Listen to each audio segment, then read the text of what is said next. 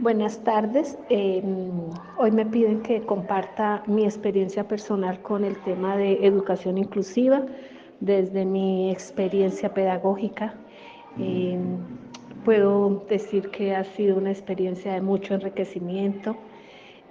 Ha aportado mi vida. He sido bendecida porque he convertido mi experiencia más en un proceso de sensibilización hacia mí misma, hacia las personas que me rodean. Siempre he sido solidaria y atiendo mucho a la labor del servicio pastoral, así que atender y acompañar los procesos de educación inclusiva han sido para mí una bendición, aparte de gran enriquecimiento personal. Eh, no, no estábamos preparados desde la formación académica a trabajar el tema de la inclusión, pero esto se ha venido aprendiendo a través de la experiencia. Comparto en el diplomado que estoy haciendo en este momento en la ciudad de Uitama sobre inclusión que a mí me emociona muchísimo el tema de discapacidad y de talentos excepcionales. Cuando uno aborda a las familias y a los estudiantes con discapacidad o en procesos de caracterización, sobresalen emociones como la alegría, como la tristeza, a veces de pronto el miedo, frente a los retos que se plantean para atender a esta población. Desafortunadamente debo compartir mi tiempo laboral en dos instituciones, así que pues siento que esa falta de tiempo impide que realmente haga unos mejores procesos. Me sigo equivocando como todo ser humano.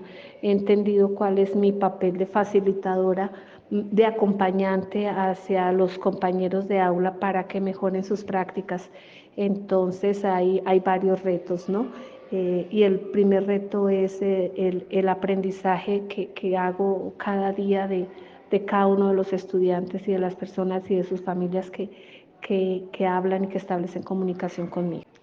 Quiero compartir hoy con ustedes que uno de los retos que tuve que vivir fue en el Colegio Rafael Reyes. Yo era docente de aula y por solicitud escrita de unos padres de familia de un niño de transición que se hizo ante rectoría, solicitaron que fuera yo la docente que estuviera con ese niño en grado primero. Desconocía su problemática, pero realmente en ese momento parecía que a nivel del colegio era el caso más delicado que tenía el Colegio Rafael Reyes, un niño que en transición no podía estarme más de 2 horas en clase porque generaba una cantidad de actitudes, de comportamientos, desestabilizaba al grupo como tal, se le vomitaba a la profesora, corría, pateaba, bueno, era una situación bastante incontrolable y ya los padres de familia estaban muy cansados. Esa solicitud se me hizo al finalizar el año, pues uno siendo docente, pues tiene que decir siempre sí a esos requerimientos porque son sus funciones como docente, ¿no? La experiencia con este niño fue supremamente hermosa. Este niño en grado primero nunca faltó a una jornada de clase, nunca se desescolarizó ni se flexibilizó en tiempo, era el niño que llegaba más puntual a la clase, más feliz.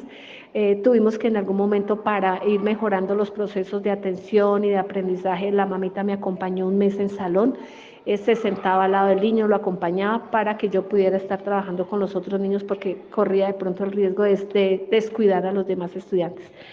Al final del año entregué unas recomendaciones a la docente de donde el niño iba a pasar a grado segundo y en ese momento ya el niño fue diagnosticado con síndrome, con autismo, y era un Asperger, que podía el niño un poco acceder a la relación social con sus compañeros, pero fue un reto bastante grande. ¿Qué me sirvió? No conocer al niño en preescolar, porque había ya muchísima prevención ante los docentes, porque era imposible manejar al niño, era bien complicado, pero se logró y fue, creo que, uno de mis grandes logros como docente de apoyo.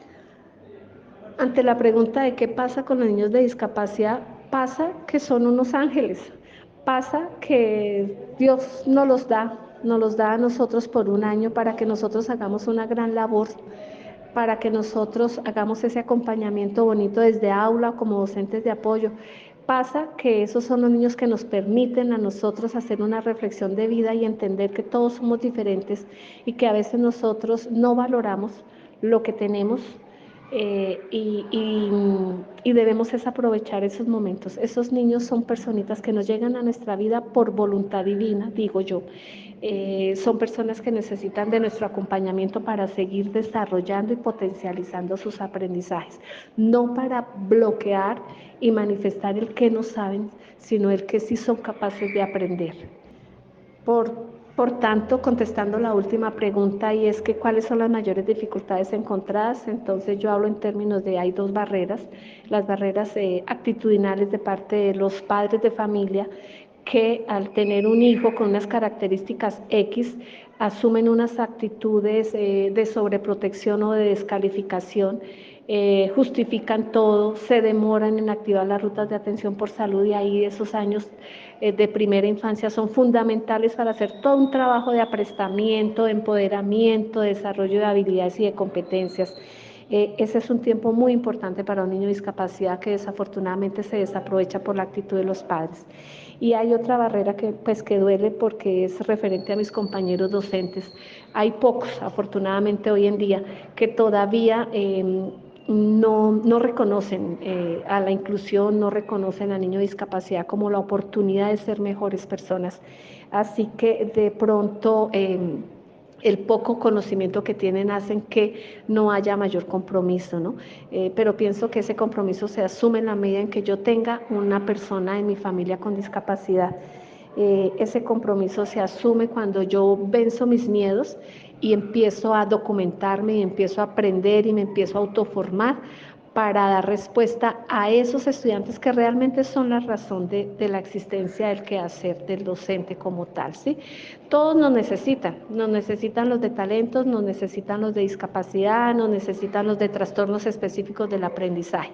No es fácil, pero tampoco es imposible, porque no existirían experiencias exitosas que se muestran a nivel de Colombia en condiciones precarias en las zonas rurales, donde los estudiantes con su docente liderando hacen maravillas en su aprendizaje. Así que todo está en la actitud.